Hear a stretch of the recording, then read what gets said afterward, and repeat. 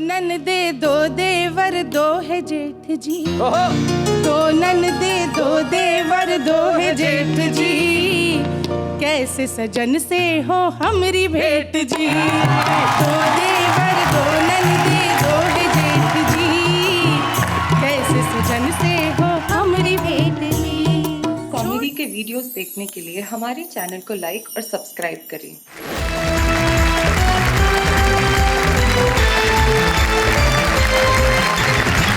ये उधर जो बैठी हैं वो देश की प्रसिद्ध दाढ़ियां हैं और इधर जो बैठी हुई हैं वो देश की प्रसिद्ध साड़ियां हैं। वाह, यहाँ तो दाढ़ी की तुक साड़ी से मिल गई, लेकिन जिंदगी में साड़ी की तुक दाढ़ी से नॉर्मली नहीं मिलती। आप देखिए, सबसे पहले सुरेंद्र सार्थक को देखो, इसके चेहरे पे सफेद दाढ़ी हो, पास में फारूक सरल जैसे खिचड़ी दाढ़ी, उसके बाद तिलकेंद्र अरोड़ा, ये उखड़ी दाढ़ी है, कभी इधर है कभी इधर है।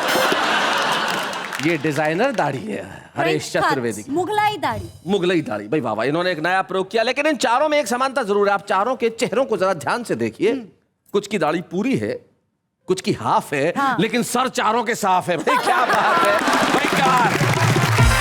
सामने जो हमारी खूबसूरत साड़ियां बैठी हुई हैं, हाँ। भाई कमाल है, अलग अलग रंग है, पीली है, काली है, नीली है। जो सबसे पहले ये दो बैठी हुई हैं, ये दोनों भोपाल से आती हैं। संगीता सरल, वाह क्या बात है कि पहले एपिसोड में वो छुपे रुस्तम के तौर पे आई थी, जो आज हमारी मुख्य कवित्री के रूप में बैठी हुई संगीता सरल जो भोपाल से। संगीता सरल के बाद जो बैठी हुई हैं उनका नाम डॉक्टर अनु सपन है। डॉक्टर अनु सपन सिर्फ गजलें ही नहीं कहती, बड़ी खूबसूरत अंदाज के अंदर अपने गीत लिखती हैं, जिसका आज हम मुजाहरा करेंगे। लेकिन उनके आगे जो बैठी हुई हैं वो दिल्ली से हमारे बीच में आती है, शालिनी सरगम उनका नाम है। जोरदार तालियों से उनका स्वागत करें। और उनके आगे बहुत गुस्से में बैठी हुई हैं हरीश चतुर्वेदी, तो बड़े आतंकित से बैठे हुए हैं। मुझे ऐसा नजर आ रहा है जैसे कोई जादूगरनी हो। लता हया का जादू चलता है देश भर के श्रोताओं के सर पे जब वो पढ़ती हैं अपनी गजलें, अपने गीत और सुनाती हैं कुछ ऐसा कि लोग कहते हैं वाह वाह क्या बात है। लता हया हमारे महफिल की शुरुआत करते हैं उनसे जिनके पास दाढ़ी और साड़ी दोनों के नितांत निजी, वैयक्तिक और खतरनाक अनुभव हैं। अब वो व्यक्ति यहाँ आके जब अपने एक्सपीरियंस शेयर करेगा तो लोग तालियां बजाते हुए कहेंगे भाई हरीश जी आपने तो कमाल कर दिया। आइए हरीश चतुर्वेदी जी, जोरदार तालियों के साथ।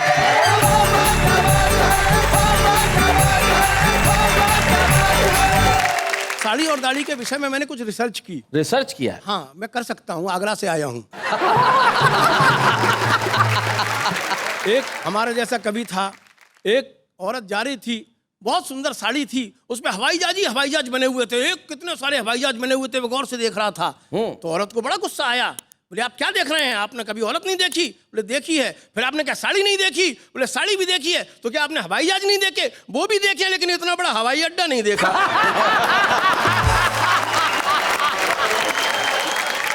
तो सो रिसर्च की मैंने, कुछ लोगों से इंटरव्यू लिए जी जी, कि भयंकर ट्रैफिक जाम में फंसे एक दड़ियल नौजवान से हमने पूछा कि बताइए साड़ी और दाढ़ी में क्या फर्क होता है।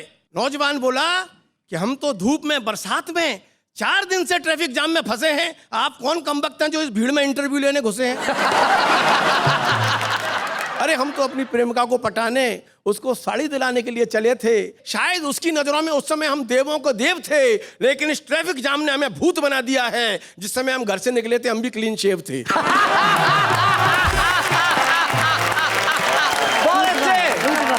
वाह वाह। हमने एक सरकारी दफ्तर के बाबू से पूछा कि साड़ी और दाढ़ी में फर्क बतलाइए। बाबू बोला अरे आपको नहीं पता, ये सत्य तो जग जाहिर है, घोषित है। दाढ़ी सदियों से दलित है, शोषित है। साड़ी सबला है, भला है। वैसे दावा तो बराबरी का करती है, लेकिन मेहनत का काम पड़ जाए तो अबला होने की छूट लेती है। और दाढ़ी कितने भी पैसे कमा ले, साड़ी घर में घुसते ही लूट लेती है। बहुत अच्छे। इसलिए भाई हमें इस पंगे में मत फंसाइए। हम तो घर में एक ही से दुखी हैं, यहाँ तो 4-4 हैं। घर में तो एक ही हमारा खून पी रही है, यहाँ तो 4-4 हैं। और 5वीं का जिक्र मैं नहीं करूंगा, क्योंकि आप ही की बगिया है शैलेश जी, आप ही माली हैं, और 5वीं हत्या तो आपने ही संभाली है। मैं सिर्फ जवाब के तौर पर आपको 4 पंक्तियों के जरिए एक छोटी सी बात बताना चाहती हूँ, आप तक पहुंचे कि जब जवानी कोई मचलती है, जब जवानी कोई मचलती है, जान बुढ़ों की बहुत जलती है। बात करते हैं आशिकी की ये, जिनकी गर्दन नहीं संभलती।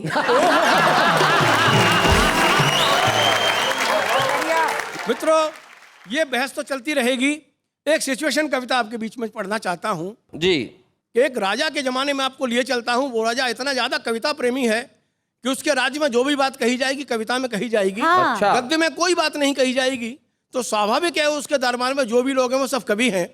उस राजा के महल में आग लग जाती है। अच्छा। राजा महल में पड़ा पड़ा सो रहा है। राजा के महल में आग लगी और अलग अलग कवि जाके अपने अपने अंदाज में राजा को ये सूचना देंगे। जी। सबसे पहले भेज रहा हूं अपने परमादरणीय स्वर्गीय काका हाथरसी को।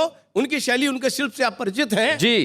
कि राजा जी सुनियो जरा बड़े हमारे भाग्य, आज तुम्हारे महल में लगी जोर की आग। लगी जोर की आग। और लगी जोर की आग, त्रस्त है सब नर नारी, अस्त व्यस्त है आंगन खिड़की अटा अटारी। तो कह काका कबीरा टका 1100 लेंगे, हम नहीं लगवाई है, हम बुझवा देंगे।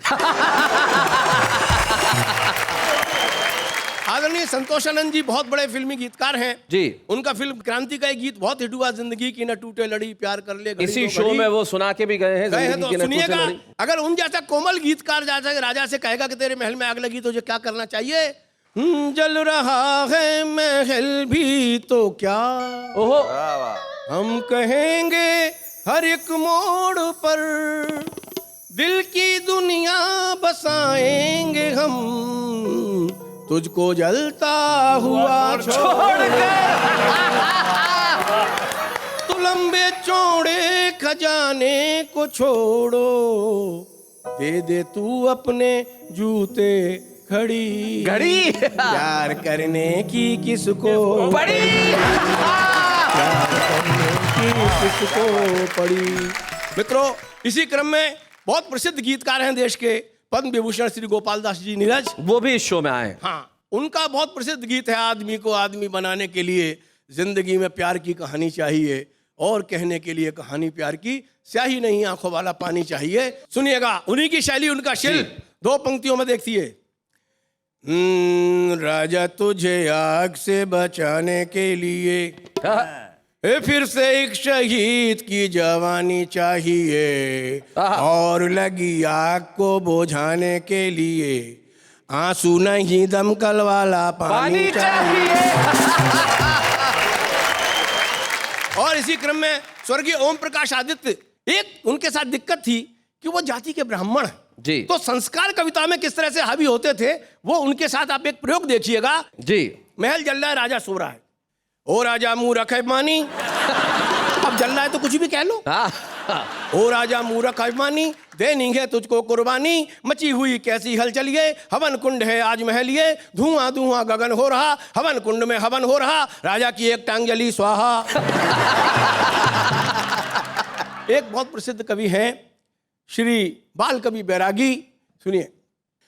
ये आग लगी है मुश्किल से, अब हम ना आग बुझाएंगे, ये आग लगी है मुश्किल से, अब हम ना आग बुझाएंगे, सब मिलकर इन अंगारों को अब और अधिक धधकाएंगे। तो राजा ही जहां पर सोता हो, क्या बात है, सूरज सोआ रोता हो, उन महलों का क्या करना है, उनमें तो लावा भरना है। क्या बात, लेके आग हाथों में, ये मशाल हाथों में, जला दो महलों और मकानों को, राजा की नींद उड़ानी ही होगी, अरे जगना ही होगा जवानों, अरे जगना ही होगा जवानों। और अंत में मैं शैलेश भाई का मैंने कोशिश की है, आप जिस शैलेश को देखते हैं मैं उस शैलेश की बात नहीं कर रहा हूं, जिस शैलेश को मैं जानता हूं वो बात कर रहा हूं। हो जाए। राजा, तेरे महल में आग लगी है और सारा समाज कर रहा है तुझे पानी पानी, अगर तुझ में जरा सा भी बचा हो पानी तो उसे इस महल पर लगी आग में डाल दो। तेरे इस पाप के घेरे में कितने निर्दोष फंस गए हैं, इनमें से कुछ को तो जिंदा निकाल दो। क्या बात है। राजा, अगर तेरे इन आंसुओं से इस आग की एक चिंगारी भी ठंडी हो जाए तो वहां से निकले झुलसे हुए मानव तेरी अधजली मानवता के गुण गाएंगे, और पाप की सीढ़ी पर चढ़ते हुए लगातार तुम्हारे कदम शायद 1-2 सीढ़ी नीचे उतर आएंगे, शायद 1-2 सीढ़ी नीचे उतर आएंगे। क्या बात है, वाह वाह।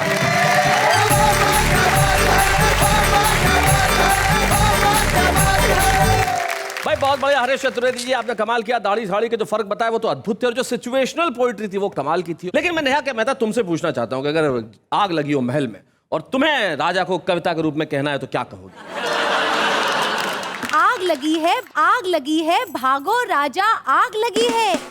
क्या कहा न भागना है, साड़ी पकड़ो, भाग लगी है। कमाल है। आइए इस प्रयास से हम सायास बार निकलते हैं और आभास करते हैं ऐसे गीत का जो आपके दिलों में खुशियों का और ठहाकों का समास कर देगा। और इस समास संधि के लिए हम बुलाना चाहते हैं ऐसी कवित्री को जो भोपाल से हमारे बीच में आती हैं, छुपे रुस्तम के तौर पे वाह वाह क्या बातें में आई थी, और आज हमारे बीच में है इस साड़ी वर्सेस दाढ़ी की एक प्रमुख साड़ी, संगीता सरल।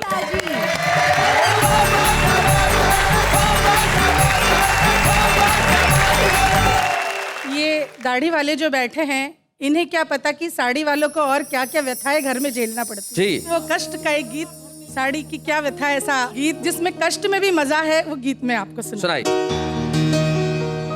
दो ननदे दो देवर दो है जेठ जी, दो ननदे दो देवर दो है जेठ जी, कैसे सजन से हो हमरी भेंट जी। दो देवर दो ननदे दो है जेठ जी, कैसे सजन से हो हमरी भेंट जी।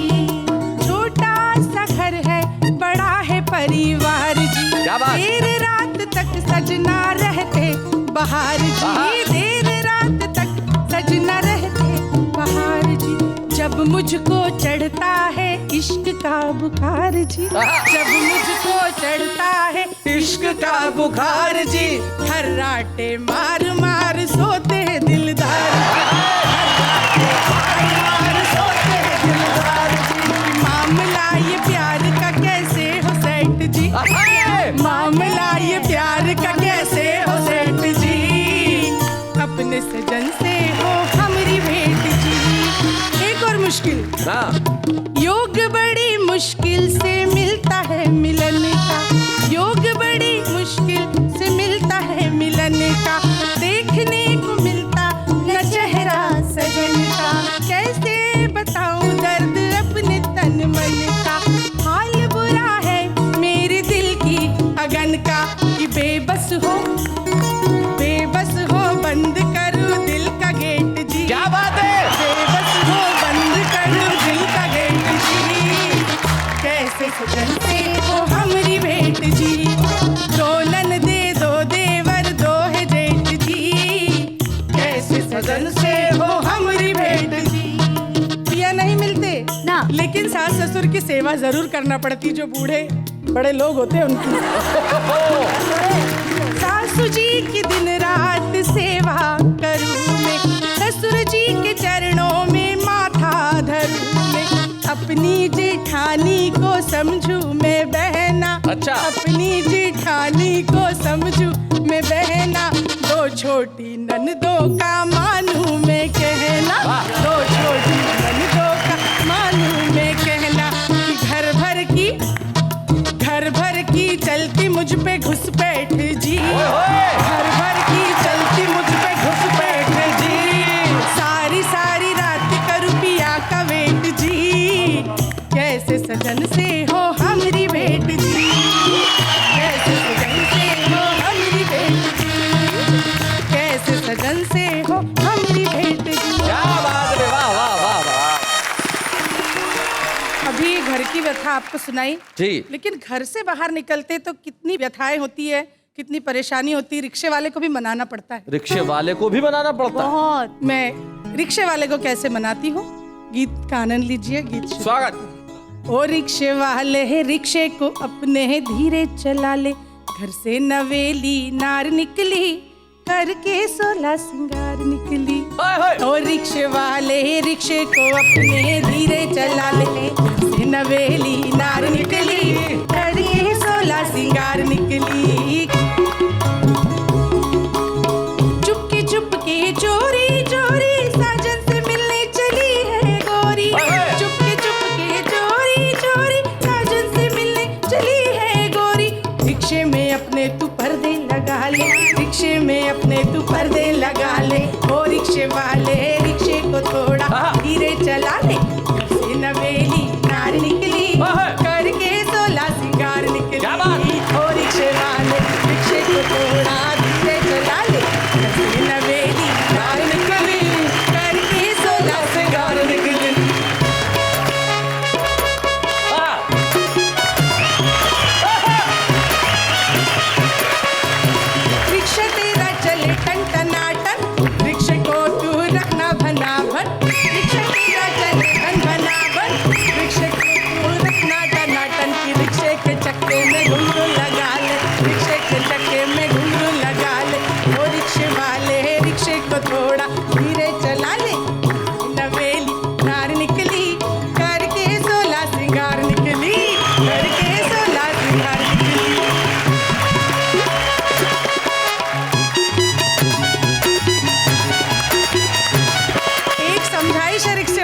आखिरी जी।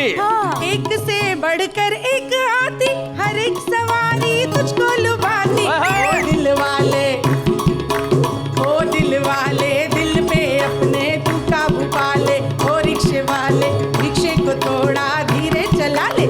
से नवेली नार निकली, करिए 16 सिंगार निकली। ओ रिक्शे वाले,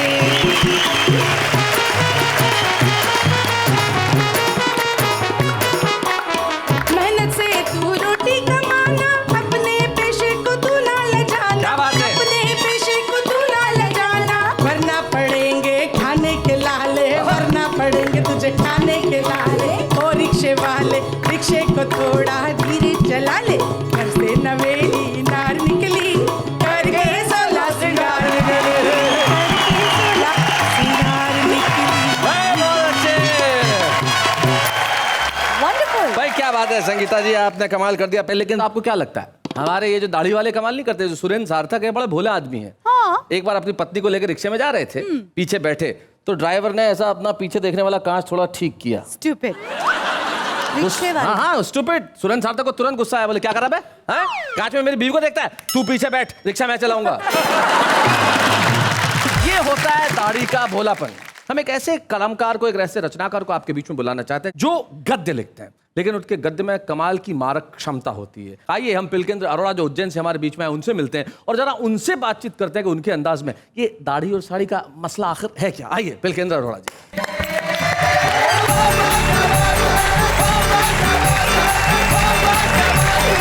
सबसे पहले मैं परमपिता परमेश्वर का आभार व्यक्त करता हूं, जिसने मुझे एक दाढ़ प्रदान की। जी यदि दाढ़ी ना होती तो भला दाढ़ी कैसे होती? सही बात है, दाढ़ नहीं होती तो दाढ़ी कैसे होती? सही बात। बिना खेत के भला फसल उग सकती? नहीं।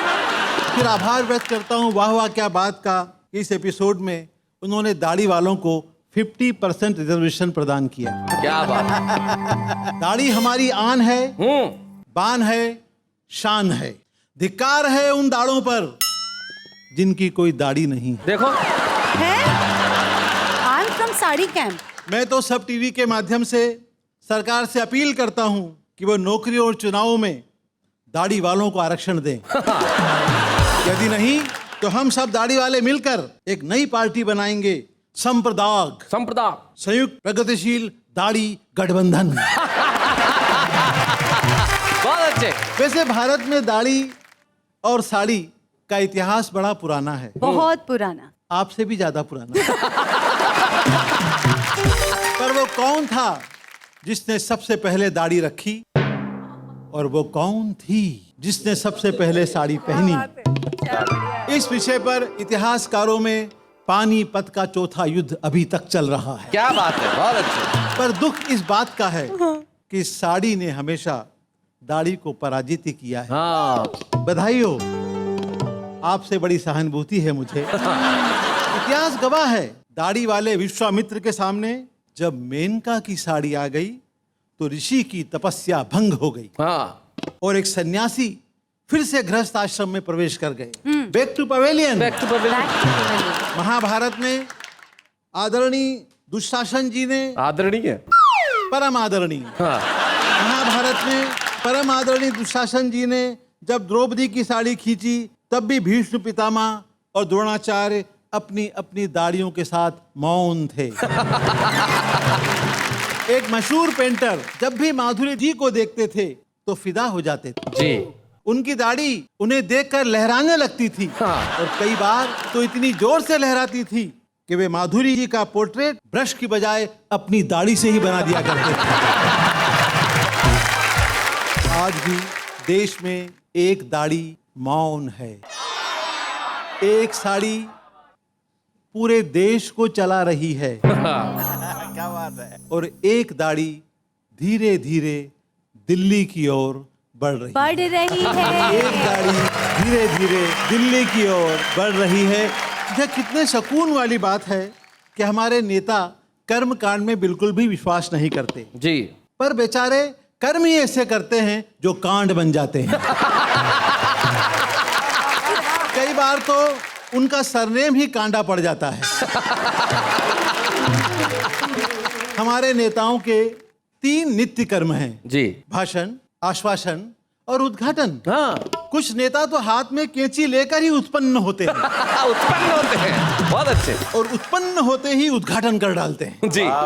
एक नेताजी को अपने कर कमलों से रिबन काटने का इतना भयंकर शौक था कि एक बार नींद में उन्होंने अपनी सगी पत्नी की चोटी ही काट डाली। बहुत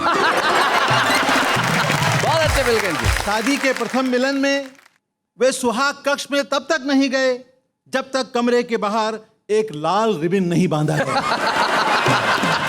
बहुत बढ़िया। क्या बात है। कोई बात नहीं है, बहुत साधारण सी बात है। ये भी मैंने अंग्रेजी में बोला है। एक नेता ने एक शॉपिंग कॉम्प्लेक्स का उद्घाटन किया जी। पर भाषण देते हुए वे 100 टंच फिसल गए। 100 टंच जी। और शॉपिंग कॉम्प्लेक्स को सुलभ कॉम्प्लेक्स बोलने लगे। अपने मार्मिक उद्गार व्यक्त करते हुए मार्मिक नेता श्री ने कहा, नगर के विकास में सुलभ कॉम्प्लेक्स का बड़ा योगदान रहता है। बहुत अच्छे, बहुत बढ़िया। एक नगर की सभ्यता और संस्कृति की पहचान होते हैं सुलभ कॉम्प्लेक्स। बहुत अच्छे। हमें सुलभ कॉम्प्लेक्स के विकास में बिना किसी कॉम्प्लेक्स के धन, मन और तन से सहयोग करना चाहिए। बहुत अच्छे, क्या बात है भाई, बहुत बढ़िया। हरि अनंत, हरि कथा अनंता की तरह नेता भी अनंत हैं, उद्घाटन भी अनंत हैं, पर मेरी रचना का अंत है। धन्यवाद। क्या बात, वाह वाह वाह।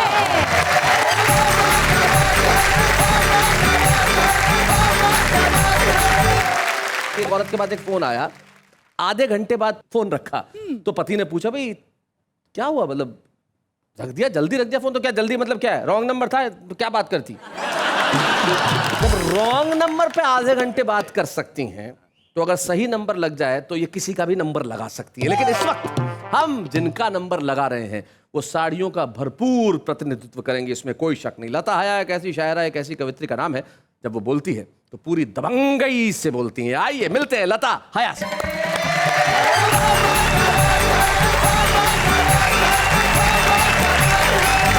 साड़ी और दाढ़ी जो है हमारी संस्कृति है हिंदुस्तान की, जी। एक रिवाज है, एक शराफत है, एक पर्दा है, एक लज्जा है जी। उरियानियत बोलते हैं, मुझे तो बोलते भी शर्म आ रही है, नंगेपन को। और इस साड़ी की आज के दौर में 25 लड़कियां अपनी ड्रेस बना के पहन सकती हैं। तो एक बात कहने की कोशिश कर रही हूँ कि हमारे मुल्क में उरियानियत अब रक्स करती है। हमारे मुल्क में उरियानियत अब रक्स करती है, जिसे देखो वो पश्चिम की ही धुन पर गुनगुनाता है। वो जिसको हिंद की तहजीब से नफरत है ये सुन ले, वो जिसको हिंद की तहजीब से नफरत है सुन ले। अरे पश्चिम में तो सूरज भी जाकर डूब जाता है। अरे पश्चिम में तो सूरज भी जाकर डूब जाता है। और एक बात ये भी कहना चाहूंगी कि मर्दों का तो गुरूर और पहचान है दाढ़ी, और हिंदी रिवायात का सम्मान है साड़ी। तहजीब और तमद्दुन की अलामत है ये दोनों, तहजीब और तमद्दुन की अलामत है ये दोनों। साड़ी तो हया आन बान शान है दाढ़ी, साड़ी तो हया आन बान शान है दाढ़ी। और देखिए एक बात और कहूँगी शैलेश जी कि औरत जितनी ढकी हुई हो वो उतनी ज़्यादा आकर्षक लगती है, निश्चित तौर पे। और जो सोचते हैं कि हम बिल्कुल शायद बहुत ग्लैमर के रंग में रंग जाएंगे, नहीं, ये बात एक औरत कह सकती है। सुनिएगा जी। मैं जो तलवार उठा लूंगी तो डर जाओगे, वाह। मैं जो तलवार उठा लूंगी तो डर जाओगे, और अगर प्यार से बोलूंगी तो मर जाओगे। क्या बात है। और अगर प्यार से बोलूंगी तो मर जाओगे। वाह। तुम बुरा करके जमाने में भले बन जाओ, वाह। तुम बुरा करके जमाने में भले बन जाओ, उसकी नजरों में बुरा बन के किधर जाओगे, उसकी नजरों में बुरा बन के किधर जाओगे। क्या बात है। अब देखिए ये कार्यक्रम शुरू करके हिंदी भाषा को घर घर तक वापस पहुंचाने की कोशिश की है, इसके लिए तो मैं मुबारकबाद देती हूँ सबकी तरफ से। एक बात कहने की कोशिश की है, हम लोग यहाँ पे हैं कि हिंद में रह के भी हिंदी से बगावत ए हया। आहा, हिंद में रह के भी हिंदी से बगावत ए हया। अपने घर को ही जो तोड़ोगे किधर जाओगे। क्या बात है, अपने घर को वाह वाह वाह वाह, बहुत बढ़िया शेर है भाई, बहुत बढ़िया लगा, बहुत अच्छा शेर है, क्या बात है। एक गीत आप तक पहुंचा रही हूँ। जी, स्वागत। गीत बहुत लंबा है, लेकिन मैं बहुत मुख्तसर संक्षेप में करके खाली 2-3 बंद आपको सुना रही हूँ। आप जैसा चाहें सुना। कल रात मेरे ख्वाब में आए थे राम जी, मुझको थमा गए थे सवालात की पर्ची। कल रात मेरे ख्वाब में आए थे राम जी, मुझको थमा गए थे सवालात की पर्ची। पहला सवाल ये है कि नेता है क्या भला, क्यों मुझको खींचता है चुनावों में ये भला। क्या बात है। वैसे तो इसे मेरी कभी याद न आए, बस 5 साल में मुझे एक बार बुलाए। क्या भक्त भी होते हैं कभी इतने मतलबी। कल रात मेरे आए थे राम जी, मुझको थमा गए थे सवालात की पर्ची। दूसरा सवाल ये है कि इंसान को क्या हुआ, इंसानियत का नाम निशान ही नहीं रहा।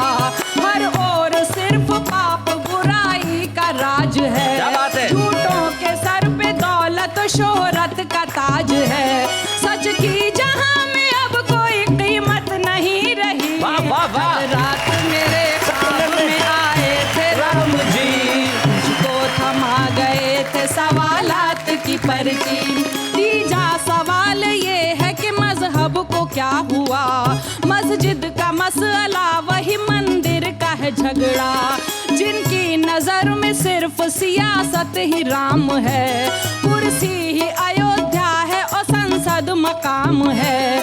मुंह में रखे वो राम, बगल में रखे छुरी। रात मेरे ख्वाब में आए थे राम जी, को थमा गए थे सवालात की पर्ची। चौथा सवाल ये है कि क्या चीज है कुर्सी, जिसको भी देखिए करे इसकी ही चाकरी। कुर्सी के वास्ते तो ये भाई को मार दें, माँ बाप से अलग हो और ताई को वार दें।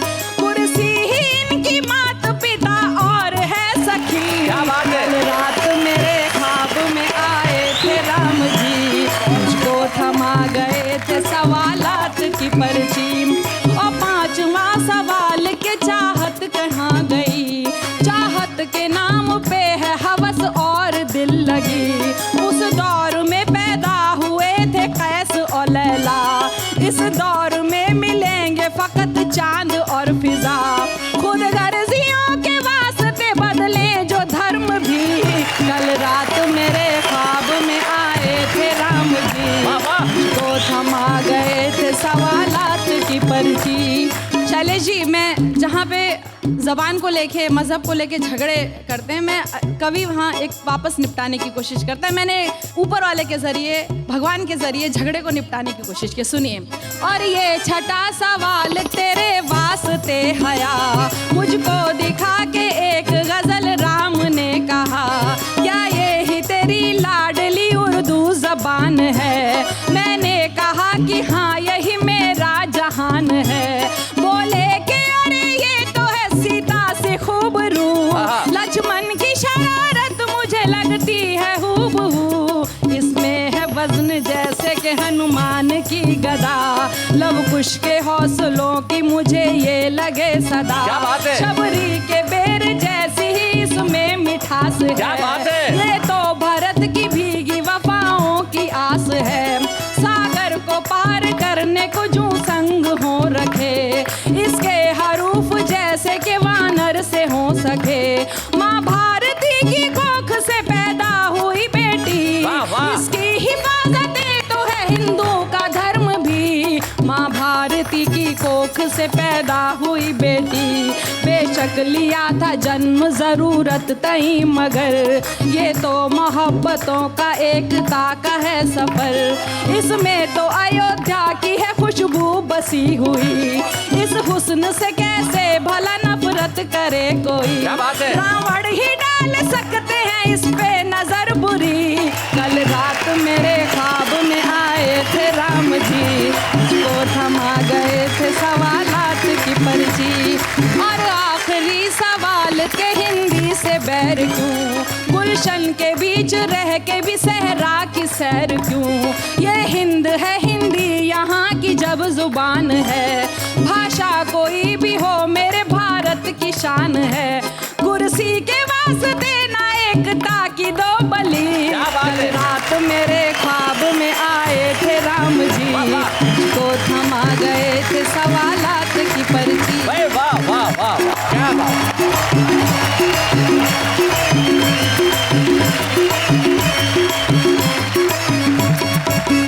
मैं बहुत सारे हिंदी कविता के आलोचकों को जब ये कहता सुनता हूँ कि नई पीढ़ी कविता नहीं सुनती, नई पीढ़ी को अच्छी कविताएं समझ में नहीं आती, उन्हें एक बार वाह वाह क्या बात है कि सेट पे चले आना चाहिए और देखना चाहिए कि जब लता हया पढ़ के बैठती है तो ये जवान पीढ़ी किस तरह खड़े होकर तालियां बजाती है। वाह वाह क्या बात है।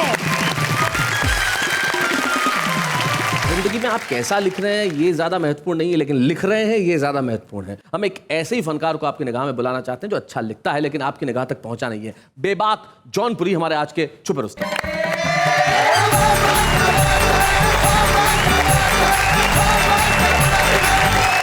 नेहा जी नमस्कार। नमस्कार। शैलेश जी नमस्कार। नमस्कार। इन सब की तो पूरी है, मेरी आधी है जी। और मेरे घर में साड़ी वाले नहीं, अच्छा, शायद इसलिए कि ये आधी है। आएगी तो ये भी नहीं रहेगी बेटा। जी, तो मैं अपनी बात सुनाए। नेहा जी आप विशेषतर ध्यान दें। ध्यान दे भाई। स्वागत। करा दो मेरी भी शादी। ओहो, ध्यान दीजिए। दिया दिया। अरे अपनी भी हस्ती है। सही बात है। दिला दो कोई एक दुल्हन, चढ़ी सावन की मस्ती है। भाई बहुत अच्छे। चले हैं हाथ ये देखो कि जब रोटी बनाता हूँ, क्या दर्द है। कमाई कम नहीं मेरी, अच्छा, मैं ऊपर की कमाता हूँ। वाह वाह। कमाई कम नहीं मेरी। नेहा जी ऊपर की भी कमाई है। हाँ बिल्कुल, तुम्हारा प्रपोजल बिल्कुल पहुंच रहा है। I am noting. करूं जब बात शादी की, ये दुनिया मुझ पे हंसती है। देखो, दिला दो कोई एक दुल्हन, अरे अपनी भी हंसती है। करा दो मेरी भी शादी। कुछ ऑप्शन दे रहा हूं आपको, यदि आप बात कर सके। ठीक है। करो तैयार राखी को, अच्छा, करो तैयार राखी को, वहाँ पर भी मैं हाजी हूँ जी। अगर नेहा जी हाँ बोले, वहाँ पर भी मैं हाजी हूँ। वहां पे भी राजी है भाई। कुंवारा मैं रहूं कैसे, विरह की अग्नि भड़की है। मिली ना अब तलक कोई, भंवर में मेरी कश्ती है। मिली ना अब तलक कोई। वाह वाह वाह। बेबाक जौनपुरी की कविता सुनने के बाद मैं बेहद द्रवित हूँ, मन बड़ा भारी है। बेबाक तुमने जो किया वो अद्भुत किया। पहले हम तुम्हें छुपे रुस्तम की ट्रॉफी देते हैं, उसके बाद बताएंगे कि तुमने क्या किया है।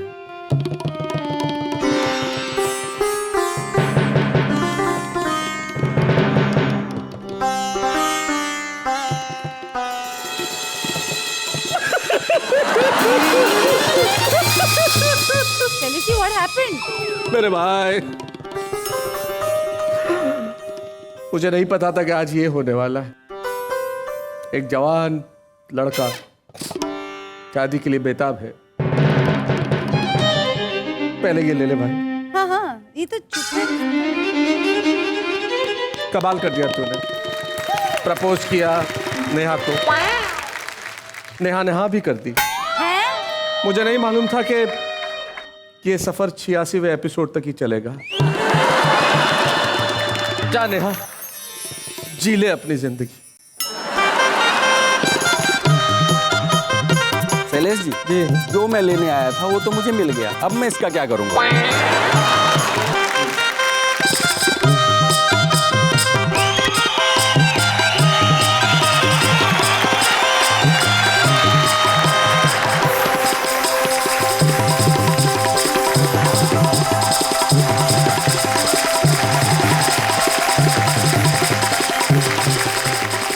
कुल मिला के बेबाक जौनपुरी नेहा के मेहता को ले तो गया साहब, लेकिन उसका हर कदम अब सवालिया हो जाएगा। 1 महीने साड़ी खरीद के देगा और पूरा खानदान दिवालिया हो जाएगा। फिर बस सारी उम्र पैसा इसलिए जोड़ेगा कि खरीदनी है साड़ी, और इसी चक्कर में बेबाक जौनपुरी की फ्रेंच कट हो जाएगी इतनी लंबी दाढ़ी। लेकिन हमारी ये दाढ़ी और साड़ी का जिक्र कल भी चलता रहेगा हमारे इस मैराथन एपिसोड में। कल हम फिर लौटेंगे। नेहा के मेहता बहुत खुश रहे, ईश्वर उन्हें बहुत एक सुखी वैवाहिक जीवन प्रदान करे बेबाक जौनपुरी के पास। कितना अच्छा लगेगा नेहा जौनपुरी। हम लौटते हैं कल और कहते हैं बहुआ क्या बात है।